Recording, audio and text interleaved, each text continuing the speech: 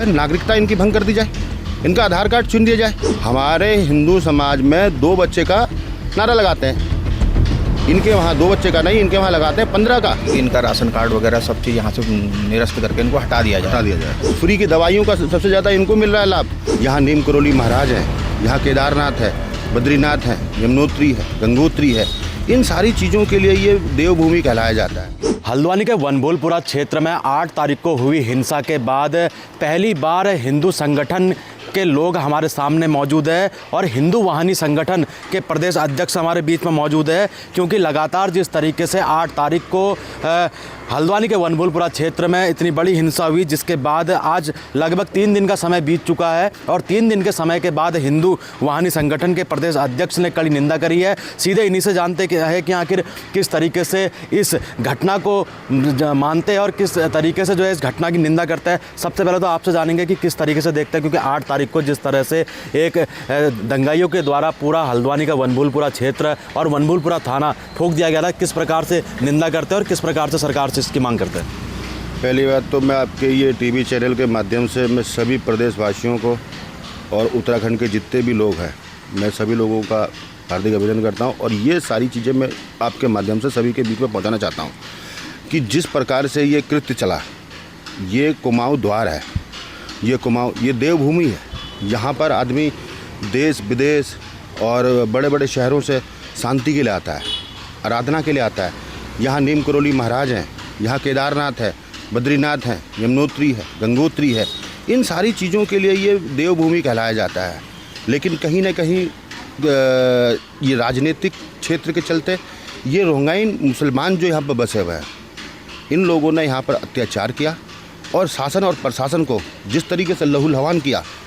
हमारी जो बहनें, हमारे जो भाई थे फोर्स में, आज देखिए 150 से 200 से अधिक लोग वहाँ हॉस्पिटल्स में भर्ती हैं। लेकिन मैं धन्यवाद करता हूँ माननीय मुख्यमंत्री जी का, जिनने करंट में ये डिसीजन लिया और इन सारी चीज़ों को कंट्रोल किया। मैं कहता हूँ इसमें जो 14 तारीख को, अभी स्टे 14 तारीख को इसका फैसला आना है, लेकिन ये फैसला इस प्रकार से आना चाहिए कि यहाँ पर से जितने भी रोंगयान मुसलमान हैं, इन सारे के सारे लोगों को यहाँ से हटवा करके इनको सारा ख़त्म करना चाहिए। और सबसे बड़ी चीज़ है, मैं तो ये कहता हूँ कि इनको जो है नागरिकता इनकी भंग कर दी जाए, इनका आधार कार्ड छीन दिया जाए, इनको न्यूट्रल कर दिया जाए। ये यहाँ के नहीं है भाई। हमारे उत्तराखंड में इस प्रकार की कभी भी, मैं आज तक इतनी बड़ी उम्र हो गई, मैंने आज तक इतना बड़ा दंगा नहीं देखा। जिस दंगे को देख करके आत्मा दहल गई हर प्रत्येक आदमी की, हमने ये कभी देखा ही नहीं। ये एक जम्मू कश्मीर में चला था, ठीक उसी प्रकार से आज ये वनभोलपुरा में इस प्रकार का हादसा हुआ। मैं कठोर निंदा करता हूं और शासन प्रशासन से मैं अपील करता हूं, इनको कड़ी से कड़ी सज़ा दी जाए। वर्ष 2014 की अगर हम बात करें, नगर निगम के आंकड़ों के हिसाब से वर्ष 2014 में बहुत कम आबादी थी, लेकिन वर्ष 2024 में जो है इतनी जनसंख्या बढ़ गई है। इसके पीछे किसका कारण और किसकी कमी आप मानते हैं? ये शासन प्रशासन की कमी है।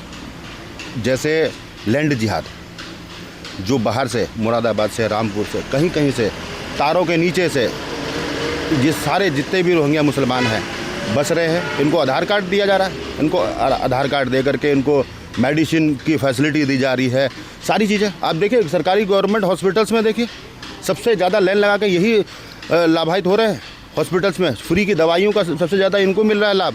हमें कहाँ मिल रहा है?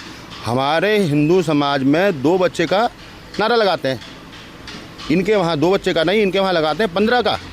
ये अल्लाह की देन होती है। तो इसी प्रकार से कहीं ना कहीं ये उत्तराखंड के लिए बहुत बुरी चीज़ है और इसमें कंट्रोल नहीं किया गया। तो शासन प्रशासन ने जो भी किया, जैसे भी किया, हम कहते हैं हमारे जो हिंदू युवा वाहिनी के जितने भी कार्यकर्ता हैं, जितने ये भी हैं, हम पूरा दिल से सपोर्ट करते हैं। आज तक कभी कोई कह दे किसी भी संगठन ने किसी प्रकार से और राजनीतिक या शासन प्रशासन में कभी कोई ऐसी बात कही हो या कुछ इस प्रकार का दंगा किया हो, नहीं किया हुआ, कभी नहीं किया हुआ। हम अपने देश के लिए, शासन के लिए, प्रशासन के लिए और इन सारी चीज़ों को बड़े मद्देनज़र रखते हुए, बड़े शांतिपूर्वक लोग हैं हम लोग, भगवानों पर विश्वास रखने वाले लोग हैं हम लोग। इस प्रकार का तो हम ये दुर्व्यवहार कर ही नहीं सकते। ये राक्षस प्रवृत्ति के लोग हैं जो इस प्रकार से ये अंजाम दे रहे हैं और गवर्नमेंट को इसको बिल्कुल सीरियसली लेना है और लेना पड़ेगा। तो बिल्कुल आप देखिए, ये हिंदू वाहिनी के प्रदेश अध्यक्ष थे जिन्होंने साफ तौर पे बताया कि उत्तराखंड की जो आबो हवा है वो काफ़ी ही सुख और काफ़ी ही सज्जल जो है इसको माना जाता है। हमारे बीच में यहाँ पे जो है जिला अध्यक्ष हिंदू वाहिनी के मौजूद है। इनसे भी जानेंगे आखिर किस तरीके से निंदा करते हैं और किस तरीके से इस इतने बड़े जो कृत्य जो हुआ है, इतना बड़े जो हिंसा हुई है हल्द्वानी के क्षेत्र में, और जहाँ सैकड़ों की संख्या में पुलिसकर्मी की बात करें, चाहे पत्रकारों की बात करें, तो हर व्यक्ति को गंभीर रूप से घायल हुए हैं। तो किस तरीके से ये वो देखते, निंदा देखते हैं। आपसे जानेंगे किस तरीके से देखते हैं, क्योंकि जिला अध्यक्ष है आप हिंदू वाहिनी के, तो किस तरीके से देखते हैं कि किस प्रकार से निंदा है, क्योंकि गोलापार क्षेत्र से महज 2 किलोमीटर की दूरी पर जो है हल्द्वानी क्षेत्र पड़ता है। इसकी निंदा बहुत बुरी हुई थी।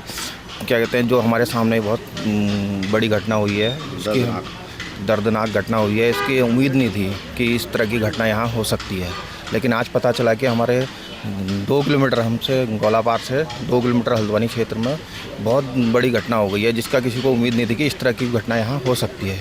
इसकी हम लोग बहुत निंदा करते हैं। सरकार से किसी प्रकार की और कुछ अपील की, किस प्रकार से कड़ी कार्रवाई करनी चाहिए ऐसे लोगों पर? सरकार से तो ये अपील की जाती है कि इनको यहाँ से हटा दिया जाए। अभी हमारे बाग जाले में भी हैं इतने यहाँ मुसलमान जो अवैध रूप से रह रहे हैं, बसे हैं हुए हैं, इनको भी सरकार से यही अपील की जाएगी कि इनका राशन कार्ड वगैरह सब चीज़ यहाँ से निरस्त करके इनको हटा दिया जाए।